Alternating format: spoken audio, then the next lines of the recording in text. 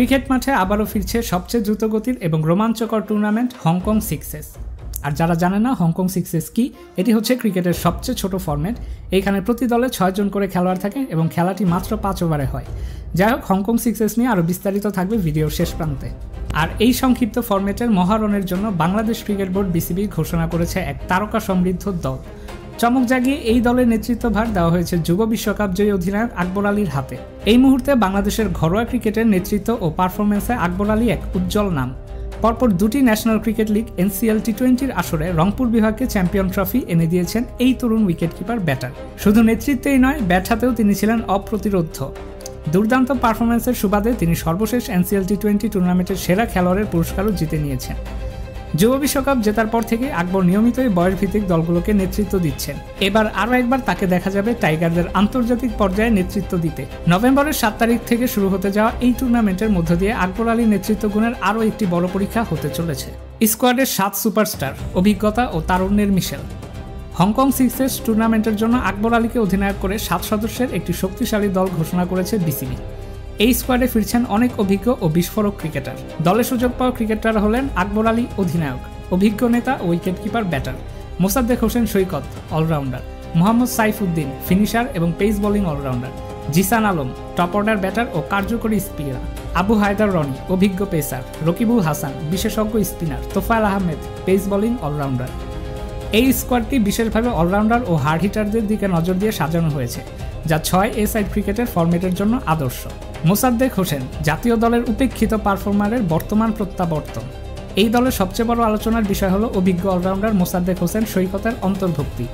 বাংলাদেশের ঘরোয়া ক্রিকেটের নিয়মিত পারফর্মার হওয়া সত্ত্বেও গত কয়েক বছর ধরে জাতীয় দলে তার সুযোগ মিলছে না, যা বারবার প্রশ্ন তুলছে ক্রিকেট মহলে। তবে মোসাদ্দেকের সাম্প্রতিক পারফরমেন্স ছিল চোখে পড়ার মতো। ঢাকা প্রিমিয়ার লিগ, ডিপিএল এর চ্যাম্পিয়নশিপে আবাহনী লিমিটেডকে নেতৃত্ব দিয়েছেন এবং ট্রফি জিতিয়েছেন। গত ডিপিএল আসরে তিনি ব্যাট হাতে 14 ম্যাচে প্রায় 500 রান করেছেন এবং বল হাতে 16 ম্যাচে 30 উইকেট নিয়েছেন।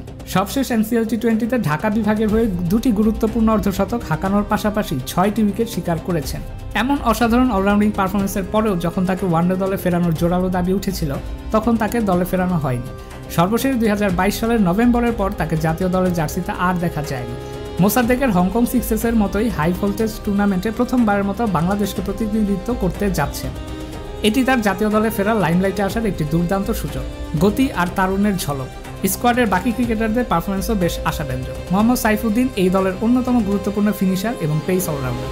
তিনি এর আগেও হংকং সিক্সেসে খেলেছেন এবং 2024 সালের আসরে সংযুক্ত আরব আমিরাতের বিপক্ষে কোয়ার্টার ফাইনালে 9 বলে 36 রানের বিস্ফোরক ইনিংস খেলে পাশাপাশি 2টি উইকেট শিকার করে দলকে সেমিফাইনালে নিয়ে যেতে বড় ভূমিকা রেখেছিলেন।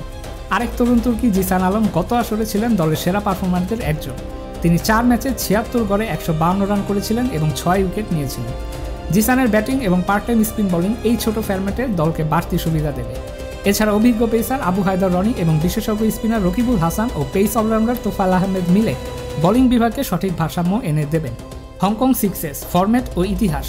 হংকং সিক্সেস টুর্নামেন্টটি ক্রিকেটের মধ্যে সবচেয়ে মজাদার এবং দ্রুততম ফরম্যাটগুলোর মধ্যে একটি। 1992 সালে এই টুর্নামেন্টের যাত্রা শুরু হয়। মাঝে বিরতি থাকলেও এটি বিশ্বব্যাপী বেশ জনপ্রিয়। টুর্নামেন্টের বিশেষ নিয়মাবলী: এটি 6 জন খেলোয়াড়দের 2টি দলের মধ্যে খেলা হয়। প্রতিটি ম্যাচ হয় সর্বোচ্চ 5 ওভারের। ফাইনাল ম্যাচে ওভার সংখ্যা অবশ্য ভিন্ন হতে পারে। উইকেট কিপার ছাড়া ফিল্ডিং দলের প্রত্যেক খেলোয়াড়কে বাধ্যতামূলক 1 ওভার করে বল করতেই হয়। ওয়াইড বা নোবলের জন্য ব্যাটিং দলকে 2 রানের পেনাল্টি দেওয়া হয়। ব্যাটসম্যানরা 50 রানে পৌঁছালে অপরাজিত অবস্থায় অবসর নেন এবং বাকি ব্যাটসম্যানরা আউট হয়ে গেলে তারা আবার ব্যাটিংয়ে ফিরতে পারেন। এটি এই ফরম্যাটকে আরও আক্রমণাত্মক করে তোলে। এই টুর্নামেন্টের মঞ্চে Sachin Tendulkar, Brian Lara, Shane ওয়ার্নের মতো কিংবদন্তিরাও খেলে গেছেন। পাকিস্তান, ইংল্যান্ড এবং দক্ষিণ আফ্রিকা এই টুর্নামেন্টের ইতিহাসে সর্বাধিক সফল দল। বাংলাদেশে গত আসরে দুর্দান্ত পারফর্ম করে সেমিফাইনাল পর্যন্ত পৌঁছেছিল। আসন্ন 7 থেকে 9 নভেম্বরের এই 3 দিনের টুর্নামেন্টে আকবর আলীর নেতৃত্বে মোসাদ্দেক, সাইফুদ্দিন ও জিসান আলমের মতো তারকারা কেমন পারফর্ম করেন, এখন সেটাই দেখার পালা।